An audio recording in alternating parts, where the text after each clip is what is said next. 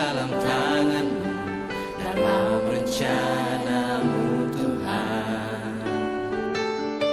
Rencana indah telah Kau siapkan bagi masa depanku yang penuh harapan. Semua baik, apa yang telah Kau perbuat di dalam hidupku. Semua baik, sungguh teramat baik. Kau jadikan hidupku berarti.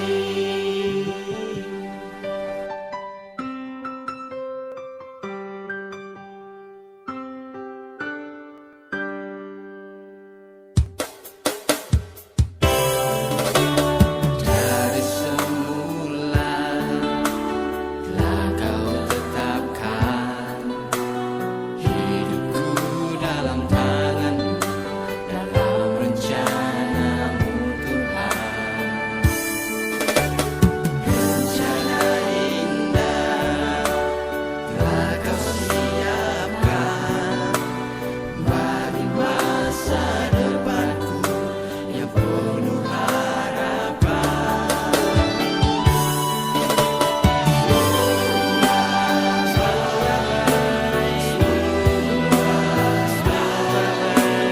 Apa yang telah Kau perbuat di dalam hidupku.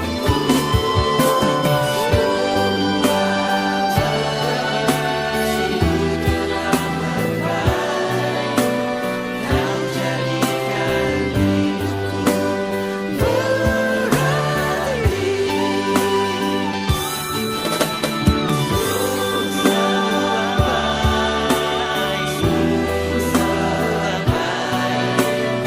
Apa yang telah Kau perbuat di dalam hidupku. Kau jadikan hidupku berarti. Kau jadikan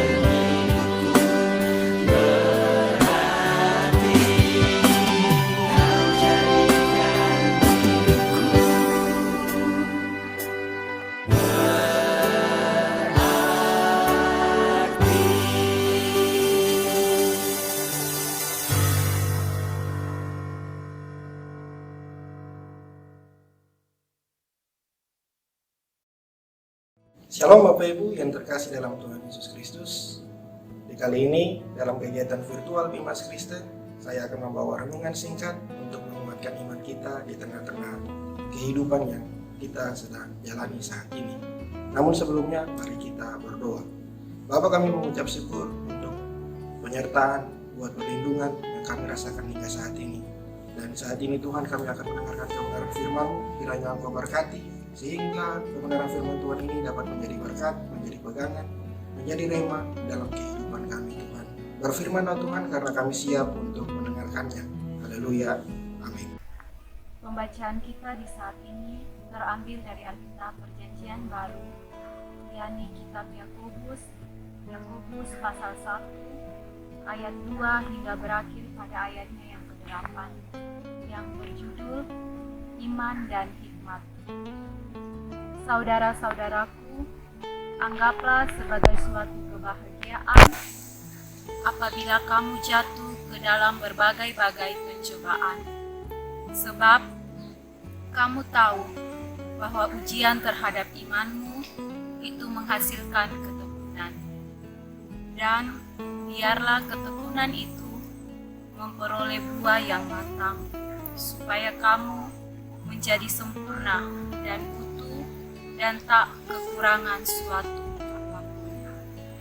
Tetapi apabila di antara kamu ada yang kekurangan hikmat, hendaklah ia memintanya kepada Allah, yang memberikan kepada semua orang dengan murah hati dan dengan tidak membangkit-bangkit.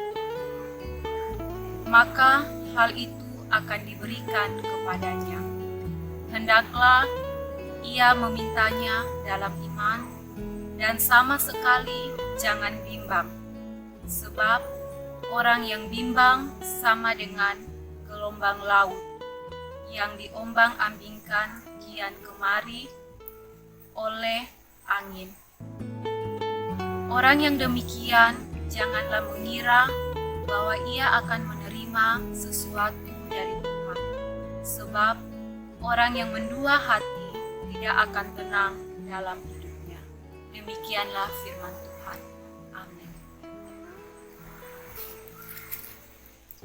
Bapak Ibu yang terkasih dalam Tuhan Yesus Kristus, tema renungan singkat yang saya bawa di hari ini adalah berbahagialah dalam ujian iman yang kita hadapi. Bapak Ibu, pada umumnya orang akan bahagia apabila ia mengalami hal-hal yang baik dalam hidupnya. Perjalanan hidup akan terasa mulus tanpa rintangan dan hambatan yang berarti. Itu ketika kita ada dalam kebahagiaan. Tapi keadaan akan berubah secara drastis ketika berbagai-bagai ujian, pencobaan, masalah yang terjadi sehingga sulit rasanya menemukan orang yang tetap bahagia saat itu. Ketika pencobaan datang, kita cenderung tidak bisa menerima keadaan dengan baik, dan kadangkala kita cenderung untuk berespon negatif.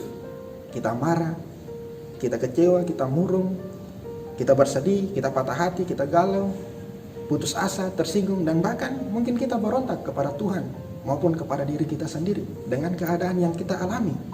Dan hari-hari ini ada keadaan-keadaan yang kita alami. Yang paling besar hari ini yang kita hadapi adalah pandemi COVID-19.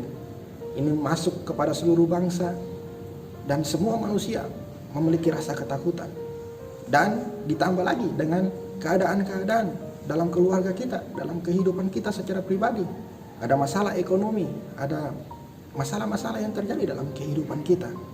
Baik itu pekerjaan, baik pun itu hubungan antara satu dengan yang lain. Kita tidak akan pernah terlepas dari yang namanya masalah atau ujian.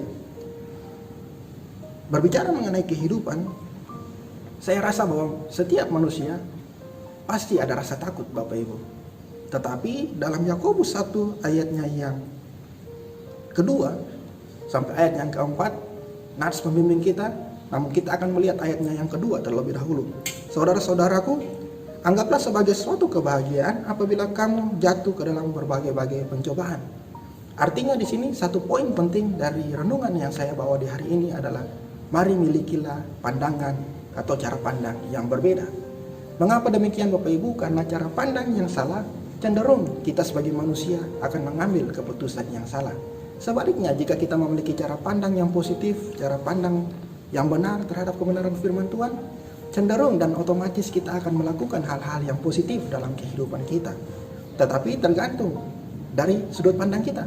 Nah, di dalam terjemahan sederhana Indonesia, Yakobus 1 ayat yang kedua dikatakan begini, saudara-saudari, setiap kali keyakinan kalian masing-masing diuji lewat berbagai kesusahan, hendaklah kamu menganggap semuanya itu sebagai berkat yang membawa sukacita bagimu. Artinya bahwa kita harus memandang sebuah ujian, masalah, tekanan yang Tuhan izinkan terjadi dalam kehidupan kita itu sebagai berkat. Berkat apa Bapak Ibu? Berkat pengalaman rohani, berkat kedewasaan, berkat kita naik level kepada tingkat 1 dalam kehidupan kerohanian kita. Kita lihat sebagai contoh Bapak Ibu dalam Kejadian 22, ketika Abraham baru mendapatkan anak yang ditunggu lama, Ishak. Tuhan memerintahkannya, Tuhan berfirman kepadanya bawa anak ini ke wilayah Moria untuk menjadi korban bakaran. Bapak Ibu sebagai bapak baru mendapatkan anaknya, yang baru memiliki anaknya, tiba-tiba diperhadapkan dengan ujian bahwa dia harus mempersembahkan anak ini sebagai korban bakaran. Tetapi di ayatnya yang ke-7 dari Kejadian 22 dikatakan bahwa jangan lakukan apapun terhadap anakmu itu. Sekarang aku sudah tahu bahwa kamu percaya penuh dan taat kepadaku dengan menyerahkan anakmu satu-satunya yang sangat kamu kasihi itu kepadaku. Dan di sini Abraham mendapatkan perkenanan Tuhan. Tuhan mengenalnya dengan orang yang taat. Luar biasa bukan Bapak Ibu? Nah, makanya di dalam tekanan ujian yang kita hadapi dalam kehidupan kita, mari kita pandang itu sebagai berkat. Jangan kita mengeluh, jangan kita menjadikan ujian itu sebagai beban dalam kehidupan kita. Sebagai contoh juga Ayub Bapak Ibu, Kita lihat di dalam Ayub 23 ayatnya yang ke-10. Dikatakan bahwa karena ia tahu jalan hidupku, seandainya ia menguji aku akan timbul seperti emas. Ayub mengetahui dengan setiap berbagai masalah yang dihadapi, ujian yang datang dari Tuhan, itu akan membawa dia kepada hasil yang baik yang datang dari Tuhan. Bapak Ibu, ujian itu bukan sebuah malapetaka, bukan sebuah beban, tetapi sebagai berkat pendewasaan, di mana menuntut pengakuan kepercayaan kita kepada Kristus yang harus dibuktikan oleh perbuatan baik atau respon yang benar dari kehidupan kita. Bapak Ibu, ketika kita sudah memiliki cara pandang yang benar, kita memandang ujian sebagai berkat, maka dengan sendirinya lewat ujian-ujian yang kita alami, kita mendapatkan pengalaman, dan pengalaman itu akan membawa kita kepada kematangan atau kedewasaan dalam berpikir. Di dalam Yakobus 1 ayatnya yang ketiga sampai kayak ayatnya yang keempat dikatakan bahwa sebab kamu tahu bahwa ujian terhadap imanmu itu menghasilkan ketekunan, dan biarkanlah ketekunan itu memperoleh buah yang matang supaya kamu menjadi sempurna dan utuh dan tak kekurangan sesuatu apapun. Dan artinya bahwa ketika kita sudah mengalami berbagai-bagai ujian, kita mengalami berbagai-bagai macam masalah yang terjadi dalam kehidupan kita, baik itu dalam kehidupan pribadi kita, keluarga kita, nah itu akan membawa kita kepada proses kematangan, proses kedewasaan dalam mengikut Tuhan. Luar biasa Bapak Ibu. Dan di samping itu juga, setelah kita mendapatkan kedewasaan, kita sudah dewasa di dalam Tuhan, Bapak Ibu, kita juga perlu bergantung kepada Tuhan. Bergantung kepada Tuhan dengan bentuk apa Bapak Ibu? Dengan bentuk kita meminta hikmat. Kita perlu hikmat dari Tuhan. Untuk apa? Untuk berjalan, untuk melewati setiap ujian-ujian, untuk melewati setiap proses kehidupan yang terjadi dalam kehidupan kita. Dalam Yakobus 1 juga ayatnya yang kelima dikatakan bahwa tetapi apabila di antara kamu ada yang kekurangan hikmat, hendaklah ia memintanya kepada Allah yang memberikan kepada semua orang dengan murah hati dan tidak membangkit-bangkit, maka hal itu akan diberikan kepadanya. Bapak Ibu, mari, yang paling penting di sini adalah kita bergantung kepada Tuhan ketika ujian itu datang. Jangan kita bergantung kepada manusia, jangan kita bergantung kepada uang kita, jangan kita bergantung kepada jabatan kita, jangan kita bergantung kepada orang-orang yang ada di sekeliling kita. Tetapi mari taruhlah kebergantunganmu yang pertama kepada Tuhan. Yang paling utama itu adalah Tuhan. Bahkan di dalam Amsal 1 ayatnya yang ke-7 dikatakan bahwa takut akan Tuhan adalah permulaan pengetahuan, tetapi orang bodoh menghina hikmat dan didikan Tuhan. Jadi saya mengajak Bapak Ibu, mari kita bergantung kepada Tuhan. Jangan kita bergantung kepada hikmat yang kita punya, jangan kita bergantung kepada hikmat dunia, jangan kita bergantung kepada teori-teori yang ada di dunia ini. Kita boleh pelajarinya, tetapi yang paling utama mari kita pegang firman Tuhan dalam kehidupan kita. Bapak Ibu yang terkasih, hikmat itu adalah pimpinan Tuhan yang menguasai hati dan pikiran kita untuk dapat bertindak benar serta memampukan kita membuat keputusan praktis sesuai hukum Tuhan. Jadi artinya bahwa hikmat itu berasal dari pimpinan Tuhan yang diberikan dalam kehidupan kita, dan kita tidak perlu mengurangi maupun menambahkan firman Tuhan atau kita menggunakan firman Tuhan sebagai tameng dalam kehidupan kita. Tetapi mari kita lakukan apa yang sudah Tuhan firmankan, apa yang sudah Tuhan berkata dalam firman-Nya. Mari kita ikuti itu secara praktis dalam kehidupan kita. Hal yang terakhir yang harus kita miliki setelah kita memiliki cara pandang yang benar, kita sudah dewasa di dalam kehidupan rohani kita sudah menaruhkan kebergantungan hidup kita kepada Tuhan, maka yang paling terakhir adalah mari kita fokus kepada Tuhan. Kita fokus kepada apa yang sudah Tuhan perintahkan dalam kehidupan kita. Kita menjalani hidup ini dengan fokus, dengan mata tertuju kepada Tuhan. Mengapa? Karena di dalam Yakobus 1 ayat yang ke-6 sampai ayat yang ke-7 dikatakan sebagai berikut, hendaklah ia memintanya dalam iman dan sama sekali jangan bimbang, sebab orang yang bimbang sama dengan gelombang laut yang diombang-ambingkan kian kemari oleh angin. Orang yang demikian janganlah mengira bahwa ia akan menerima sesuatu dari Tuhan, sebab orang yang mendua hati tidak akan tenang dalam hidupnya. Artinya begini Bapak Ibu, mari kita memiliki kefokusan dalam kehidupan kita. Kadang-kadang karena kita gagal fokus, kita akhirnya bimbang, kita cemas, kita meragukan Tuhan. Akhirnya timbullah persengutan di dalam ujian maupun masalah yang sedang kita hadapi. Akhirnya kita menyalahkan Tuhan. Bahkan kita bertanya kepada Tuhan, mengapa kita harus mengalami kejadian-kejadian ini? Kita mengapa harus mengalami keadaan-keadaan seperti ini? Padahal dalam Korintus dikatakan bahwa pencobaan-pencobaan yang kita alami itu tidak akan melampaui kekuatan kita. Artinya bahwa setiap ujian yang terjadi dalam kehidupan kita, Tuhan sudah tahu kadar iman kita. Tuhan sudah tahu apakah kita mampu dalam menghadapi ujian yang Tuhan izinkan terjadi dalam kehidupan kita. Untuk itu Bapak Ibu, mari kita memiliki kefokusan dalam kehidupan kita. Kita memandang Tuhan, kita tertuju kepada Tuhan, kita tertuju kepada firman-Nya, dan saya percaya bahwa kita akan melewati setiap ujian yang datang dalam kehidupan kita dengan baik. Sebagai penutup Bapak Ibu, saya akan membuat sebuah statement bahwa keraguan-keraguan hanya membawa kita kepada kehancuran serta terintimidasi, tetapi kebergantungan hidup kepada Tuhan menumbuhkan semangat untuk bergerak maju. Bapak Ibu dan saudara-saudara yang terkasih dalam Tuhan Yesus Kristus, hari ini saya tidak mengetahui keadaan apapun yang sedang Bapak Ibu alami saat ini di manapun Bapak Ibu berada. Tetapi yang pastinya saya ingin mengatakan seperti ini, bahwa ketika Tuhan mengizinkan kita ada dalam sebuah keadaan, ada dalam sebuah ujian yang datangnya dari Tuhan, mari kita pandang itu sebagai berkat yang datang dari Tuhan. Kita tidak perlu memikirkan hal-hal yang lain, kita tidak perlu memikirkan hal-hal negatif, tetapi mari kita pandang itu sebagai berkat yang datang dari Tuhan. Lalu kita pandang itu, kita belajar dari hal itu. Untuk apa? Untuk proses pendewasaan dalam kehidupan kita. Lalu kemudian kita bergantung sama Tuhan dan mari kita fokus kepada Tuhan. Mata kita tertuju kepada Tuhan, sebab Tuhan itu adalah Tuhan dalam kehidupan kita. Tidak ada orang lain, tidak ada manusia yang sehebat Tuhan. Kuasanya sungguh besar dalam kehidupan kita. Terima kasih. Mari kita satu di dalam doa.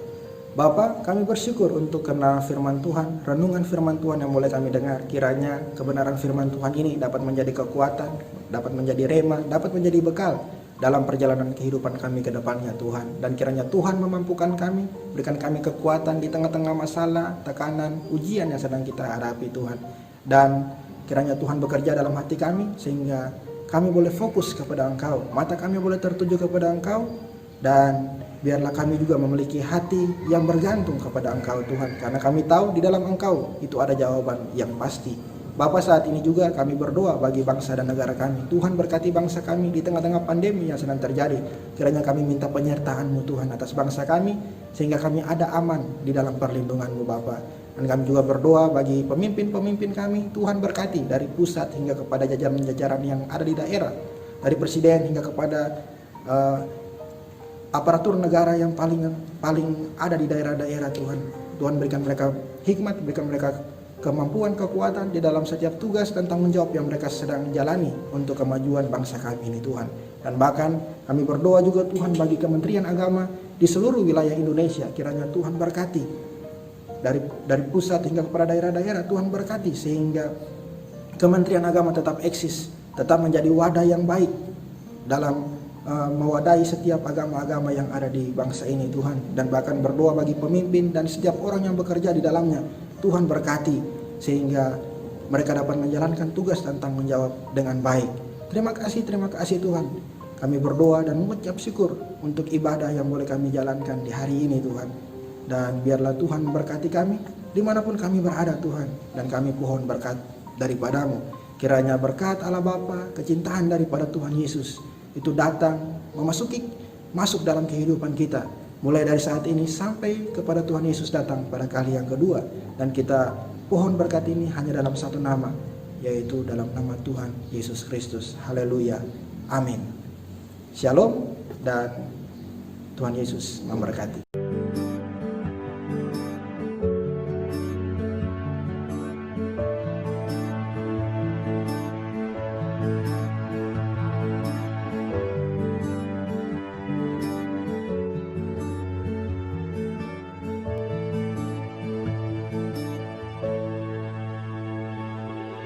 Kau hiasi kehidupanku dengan kemurahan-Mu.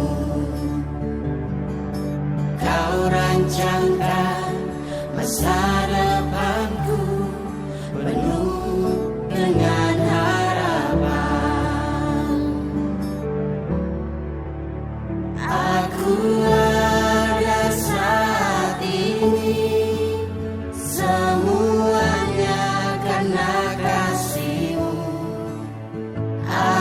hidup